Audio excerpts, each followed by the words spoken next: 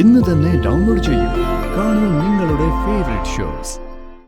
ജഗൻ സത്യമാണ് പറഞ്ഞതെങ്കിൽ അതിന്റെ പിന്നിൽ സാഗർ തന്നെയായിരിക്കാനാണ് സാധ്യത. 100% അത് തന്നെയാണ് സാധ്യത. സാഗറിനെ വിളിക്കാൻ മടിക്കുന്നത് ഒരുപക്ഷെ അതാകും. വിക്രം വീട്ടിലില്ലായിരുന്നോ? ഉണ്ടായിരുന്നു, പക്ഷേ ഞാൻ പുറത്തായിരുന്നു. പുറത്തോ? അതെ. വർഷയും മുത്തശ്ശിയും ഉറങ്ങാൻ പോയത് ഞാൻ കണ്ടതാ.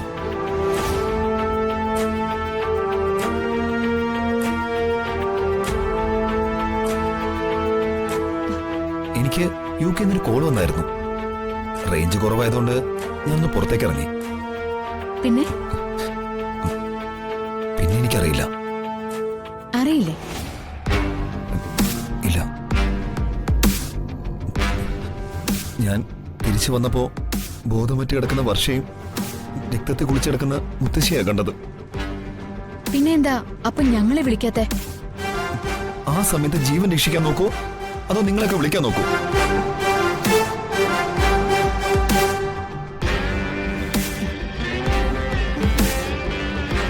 എത്രയും വേഗം വരെ ഹോസ്പിറ്റലിൽ എത്തിക്കുക, അത് മാത്രമേ എന്റെ മനസ്സിലുണ്ടായിരുന്നുള്ളൂ.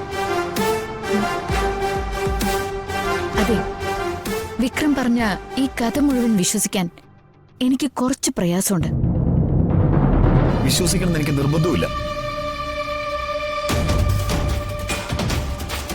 പിന്നെ പോലീസ് മുറയിലുള്ള ചോദ്യങ്ങൾക്കൊക്കെ ഞാൻ മറുപടി പറഞ്ഞത് വന്ദനച്ചി വർഷയുടെ ചേച്ചി ആയതുകൊണ്ട് മാത്രം.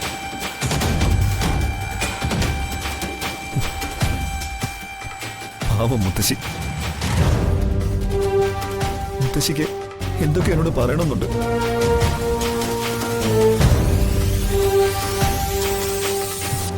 എന്നെ ഭയങ്കര ഇഷ്ടമായിരുന്നു. എനിക്ക് മുത്തശ്ശി വെറും മുത്തശ്ശി അല്ലായിരുന്നു, എന്റെ അമ്മയായിരുന്നു. അമ്മ. ഇനിയും ഞാനിവിടെ നിന്ന് പൊട്ടിക്കരഞ്ഞു പോവും.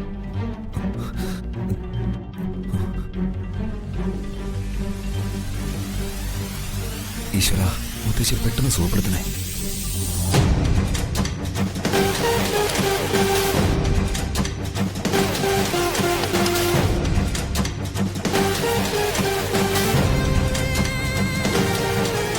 അച്ഛമ്മേ,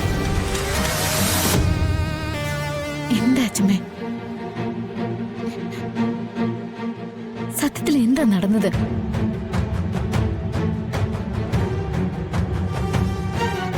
അച്ഛമ്മയ്ക്ക് എന്താ സംഭവിച്ചത്? ഈ വിക്രം പറഞ്ഞതൊക്കെ അച്ഛമ്മ കേട്ടതല്ലേ? അതിൽ എന്തെങ്കിലും സത്യമാണോ?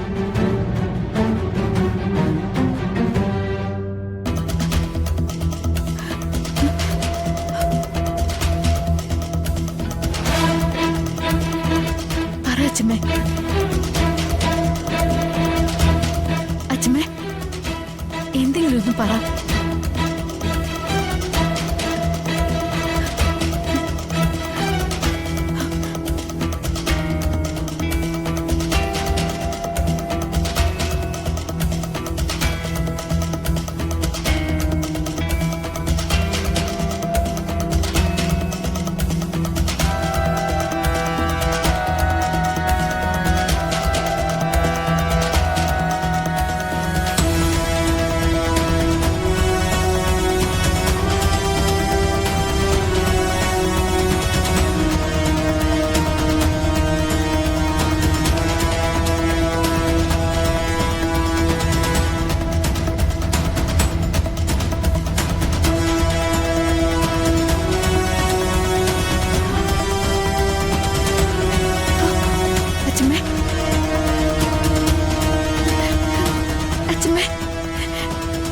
മാഡം, കുറെ നേരമായി ICUലുള്ള സംസാരം ഞാൻ ശ്രദ്ധിക്കുന്നു.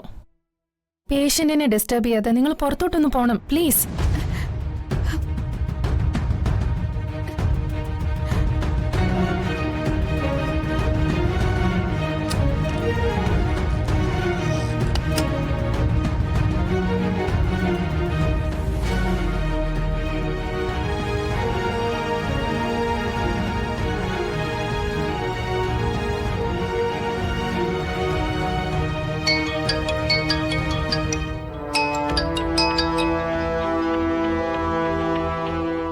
എന്തായടോ?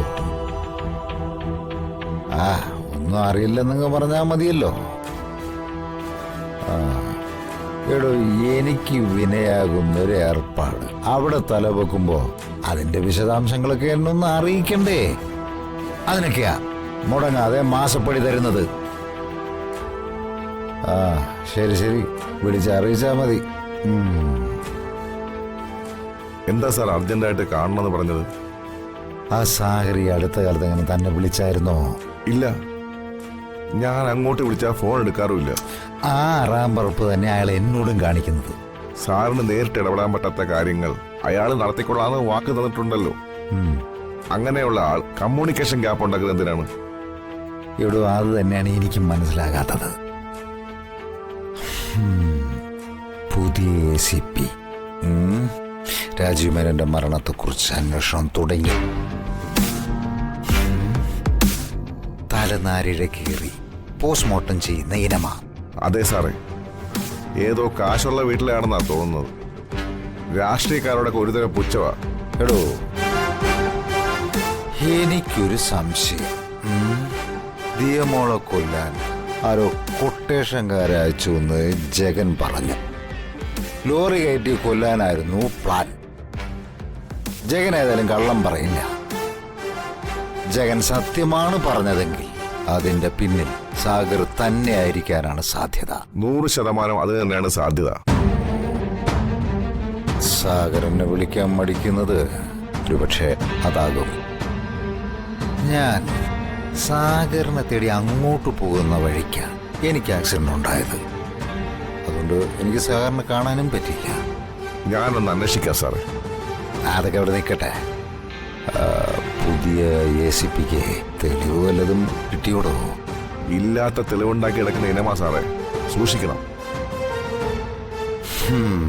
തനിക്കറിയാലോ, അന്ന് എന്റെ കാർ ഓടിച്ചിരുന്നത് ജഗനാ.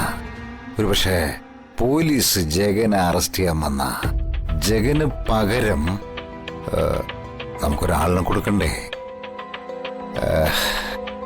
അതിന് താൻ തന്നെ ഒരാളിനെ സംഘടിപ്പിച്ച് തരണം.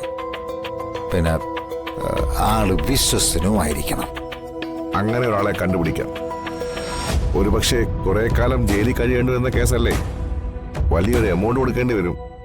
അതൊക്കെ കൊടുക്കാമിടൂ. ആദ്യം താൻ ഒരാളെ ഇടപാട് ചെയ്ത് വയ്ക്കേ. ആ, പിന്നെ ഇടയ്ക്ക് ചാടിപ്പോകുന്നവനാവരുത്. ഇല്ല, ഞാൻ ഇന്ന് തന്നെ അതിനുള്ള ഏർപ്പാട് ചെയ്തിട്ട് സാറിനെ വിളിക്കാം. ആ ആ, കഴിയുമെങ്കിൽ സാഗറിനെ കൂട്ടിക്കൊണ്ടുവന്ന് സാറിന്റെ മുന്നിൽ നിർത്തുകയും ചെയ്യാം. എന്താ പോരെ?